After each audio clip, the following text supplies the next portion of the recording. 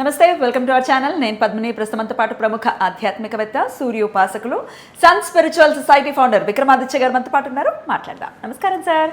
సూర్యోస్మి తల్లి. సార్, గురువు యొక్క మార్పు జరిగింది. 12 ఏళ్లకు ఒక్కసారి మాత్రమే కర్కాటక రాశిలోకి వస్తారు. మనకి విదితమే ఇది. కర్కాటక రాశిలోకి వచ్చారు 2వ తారీఖున. అలాగే యమునా నది పుష్కరాలు కూడా వచ్చాయి. మరి గురువు మార్పు రీత్యా ద్వాదశ రాశులకి ఆయన ఉచ్చస్థితిలో ఉండడం చేత ఎటువంటి ఫలితాలను ఇస్తారు? అన్ని వేళలా ఉచ్చస్థితిలో ఉండరు కదా, సో ఎటువంటి ఫలితాలు ఇస్తారు ఒకసారి మీ ద్వారా తెలుసుకోవాలనుకుంటున్నాను సార్.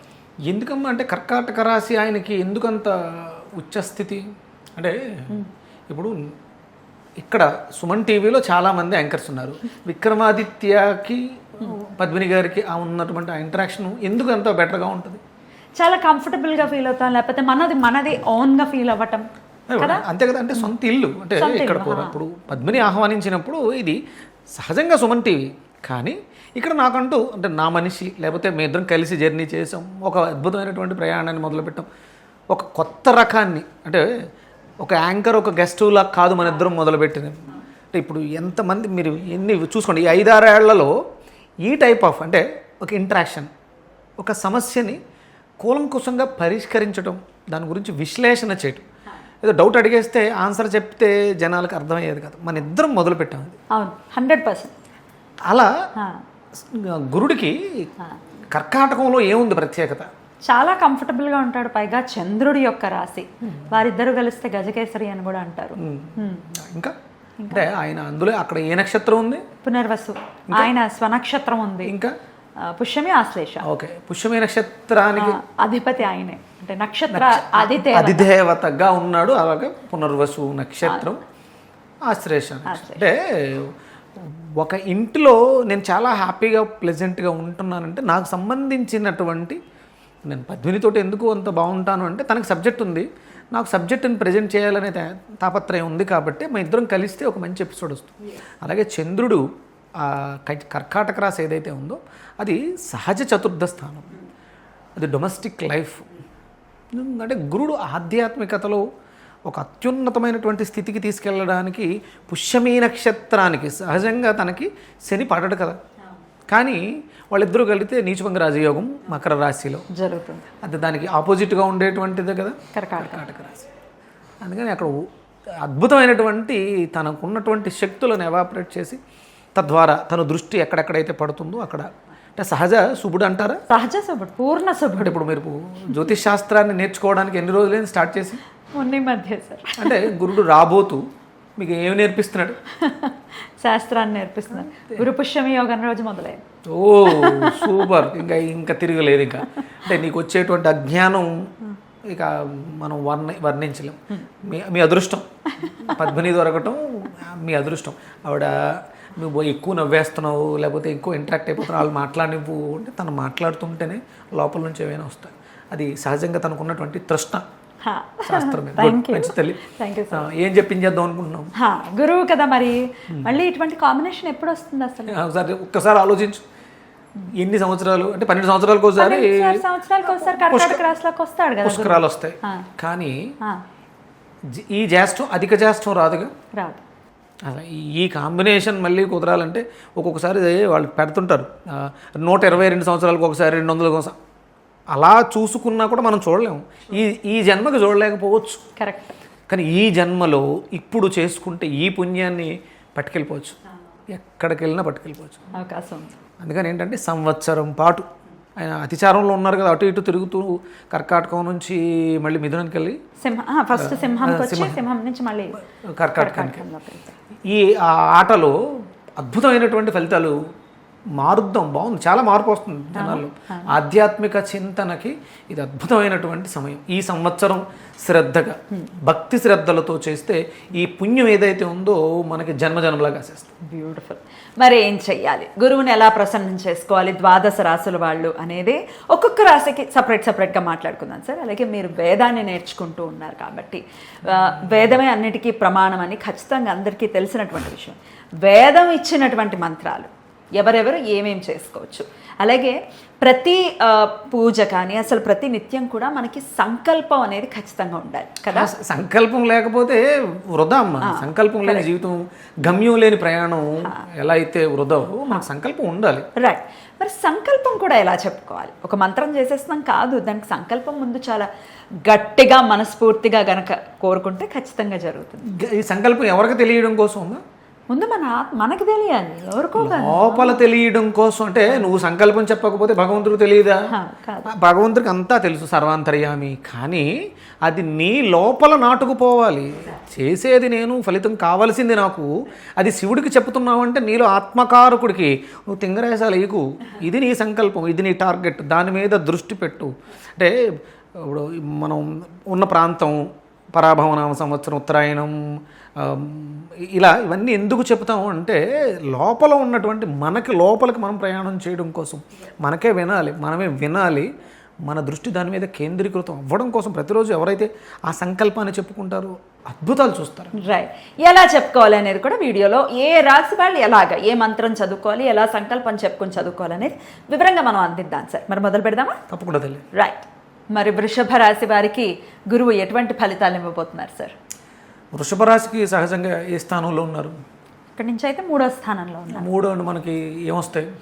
కరేజ్, పరాక్రమం, సిబ్లింగ్స్, ఇంకా రైటింగ్స్, మన మాట, కమ్యూనికేషన్, యాంకర్స్, యాక్ట్రెస్, ఇవన్నీ దాంట్లో వాటిల్లో మీకు అంటే సహజంగానే దేవగురువు, రాక్షస గురువు ఇది ఉంది కాబట్టి కొంచెం ఇబ్బంది ఉండే అవకాశం ఉంది కదా. అంటే సహజంగా శుభుడు కాబట్టి ఏం చేయడు ఆయన. ఉన్న ఫలితాల్లో మనకు అద్భుతమైనటువంటి మార్పులు వస్తాయి. దాని మీద మనం శ్రద్ధ పెట్టాలి. సహజంగా వృషభ రాశి మనకి ఎన్నో స్థానమైంది? సహజ ధనస్థానం, కుటుంబ స్థానం. అంటే దాని మీద కూడా దాని ప్రభావం మీరు ఉంటుంది. మనం తినే ఆహారం బాగుండాలి. ఒక్క సంవత్సరం సంకల్పం పెట్టుకోండి, ఎలాంటి రాజసికమైనటువంటి ఆహారాన్ని తినకుండా. అంటే అలవాట్లున్న ఈ ఒక్క సంవత్సరం ఇది మళ్ళీ ఎన్ని సంవత్సరాలకు వస్తుందమ్మా? ఇంకా రాదనుకున్నాంగా మనం ఈ జన్మతో అయితే చూడం కాబట్టి ఇది జన్మలకి మనం క్యారీ ఫార్వర్డ్ చేసుకోవాలంటే మాత్రం ఈ 1 ఇయర్ సహజంగా మనం ఉండేటువంటి నేటివిటీలో ఉండొద్దు. గురువు ఏమి నేర్పిస్తాడు? ఎక్స్పాండ్ చేస్తాడు. ఏముంటుంది? ఎక్స్పాండ్ చేసేస్తాడు. అందుకని ఇప్పుడు అనారోగ్యంతో ఉన్నాం, ఎక్స్పాండ్ అయిపోతుంది. మనం తినకూడనివి తింటే రోగం పెద్దదవుతుంది. అందుకని వద్దు. అంటే తిండి వల్లే ఎంతమంది మన భారతదేశ జనాభా 140 కోట్ల పైమాటే, 140 దాటింది కదా. వీళ్ళందరికీ ఉన్న రోగాలన్నింటికి కారణం ఏంటంటే తిండి సరిగా లేదు.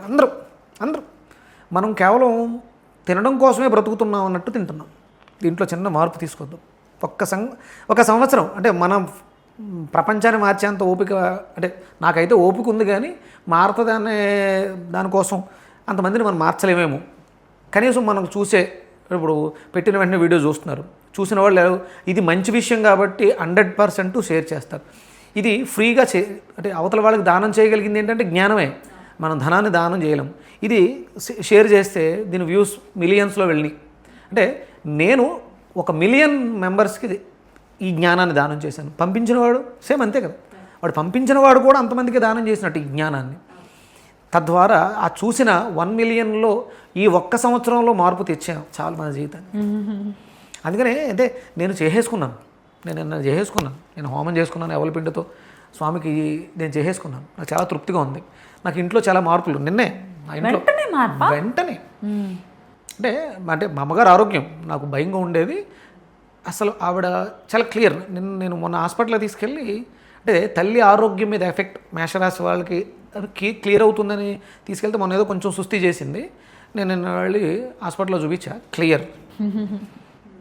అంటే ఎంత మార్పులు వచ్చినాయి అంటే శుక్లాలు సర్జరీ లేకుండా క్లియర్ అవ్వదు కదా. కంటిలో శుక్లాలు వస్తాయి, క్యాట్రాక్ట్ క్లియర్ అవ్వదు కదా. నేను నా వెజిటేబుల్ థెరపీతో చూపు తగ్గిన కుడి కంటిలో, అంటే చాలా ఎక్కువ తీక్షణంగా 75 ఏళ్ల వ్యక్తికి, నా తండ్రికి, దీంట్లో నేను మార్పు చూడగలిగాను. తీసుకొచ్చారు. అంటే ఇప్పుడు నేను కళ్ళజోడు పెట్టుకున్నాను. ఎందుకు పెట్టుకున్నాను అంటే సెల్ ఫోన్ చూస్తున్నాను కాబట్టి పెట్టుకున్నాను. మామూలుగా అయితే నాకు మాట్లాడతాం. అంటే ఇది పరిస్థితి. అంటే ఇలాంటి మార్పులు వస్తాయి. మా అమ్మగారు క్లీన్ చిట్, ఊపిరితిత్తుల సమస్య ఏదో ఉందని అన్నారు. వెళ్ళి ఎక్స్రే తీస్తే సూపర్, ఏం లేదు, క్లియర్. నాకు ఎంత ఆనందం. ఇప్పుడైతే ప్రశాంతం ఫస్ట్ నా కుటుంబం హ్యాపీగా ఉన్నారు. కుటుంబంలో ప్రశాంతత, చతుర్థం అంటే ఇల్లు కదా, ఇంట్లో ప్రశాంతత చాలా హ్యాపీగా ఉంది. ఇది నిజం. అంటే మన శాస్త్రకారులు పంచాంగం రాసిన వాళ్ళు ఊరికే రాయలే. గురుడు కర్కాటకంలో వస్తే మేషరాశి వాళ్ళకి ఇది జరుగుద్ది, ఎస్ జరుగుద్ది, ఇది ప్రమాణం.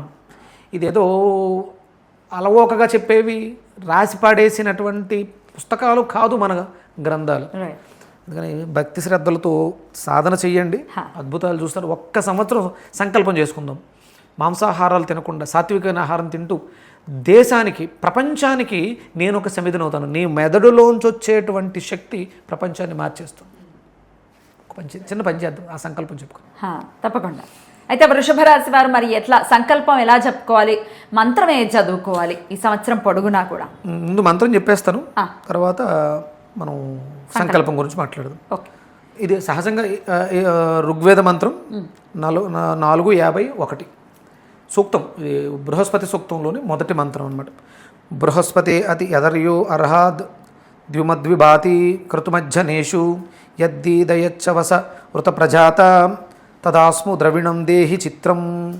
ఇది మంత్రం అమ్మ.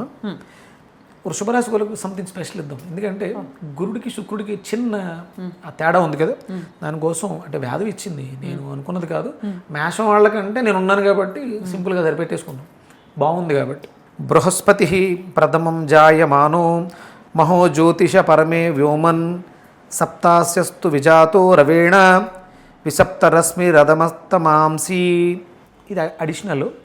మొదటి మంత్రం ఏమో ఉదయం, రెండో మంత్రం సాయంత్రం చేసుకోండి. మీకు అంటే సాయంత్రం కుదరదు అనుకుంటే ఇది ఒక 16 సార్లు, అదొక 16 సార్లు ఉదయమే చేసేసుకోవచ్చు. దాంతోపాటు ఓం గ్రాం గ్రీం గ్రోం ఐం సహ బృహస్పతే నమః, ఓం గ్రాం గ్రీం గ్రోం ఐం సహ బృహస్పతే నమః, ఈ బీజాక్షర మంత్రాన్ని యథాశక్తి 108 మీరు చేయగలిగితే మీరు ఆ కమ్యూనికేషన్ రంగంలో బాగా అభివృద్ధి చెందాలి, యాంకర్లుగా బాగుండాలి. మాట కమ్యూనికేషన్ అసలు ఎవరితో అయినా మన మాట బాగుండాలి. 100% నోరు మంచిదైతే ఊరు మంచిదైందని. సో డెఫినెట్గా మాట బాగుండాలి అనుకునే ఉండాలి కూడా. ఇప్పుడు వృషభ రాశి వారికి ఆ పాయింట్ మీదే ఉంటుంది కాబట్టి సో ఇది చేసుకోవచ్చు. సంకల్పం ఎలా చెప్పుకో? సంకల్పం ద్వితీయ స్థానంలో ఉన్నటువంటి శుక్రుడు గురుడు అనుగ్రహ స్థిత్యర్థం, జ్ఞాన ప్రకాశ స్థిత్యర్థం, అజ్ఞాన నివృత్తి వాక్సిద్ధి స్థిత్యర్థం బృహస్పతి మంత్ర జపం కరిష్యే. చూసారా, వాక్సిద్ధి అని అంటున్నారు. ఇప్పుడు కమ్యూనికేషన్ అంటూనే ఉన్నాం కదా అమ్మా. ఇప్పుడు ఈ మంత్రంలో ఏదైతే రాసుందో అది నీవుకు సిద్ధి, జ్ఞానము. ఇందాక ఒక మనం అద్భుతమైనటువంటి వర్డ్ ఏంటది, ధార్మిక ఐశ్వర్యం. ఇందాక ధార్మిక ఐశ్వర్యం అన్నాను. ఇంకా అది అసలు దాన్ని ఎవరన్నా కొల్లగొట్టగలరా, దాన్ని ఎవరన్నా సంపాదించగలరా అంటే ఎవరికి వాడే సంపాదించగలడు. చాలామంది సంపదలు ఉన్నవాళ్ళు ఉన్నారు, కానీ ధార్మిక సంపద ఉన్నవాడు రైట్ శ్రేష్ఠుడిగా ఉండిపోతాడు. ఖచ్చితంగా. ఇది మన హిందూ ధర్మశాస్త్రంలో మాత్రమే ఉంది, ఇంకెక్కడ లేదు ధార్మిక వృద్ధి అనేది. ఈ సంకల్పం చెప్పుకుని ఆ తర్వాత ఆ 2 మంత్రాలని 16 సార్లు చదువుకోవాలి. అద్భుతం సార్, చాలా చక్కగా తెలియజేశారు.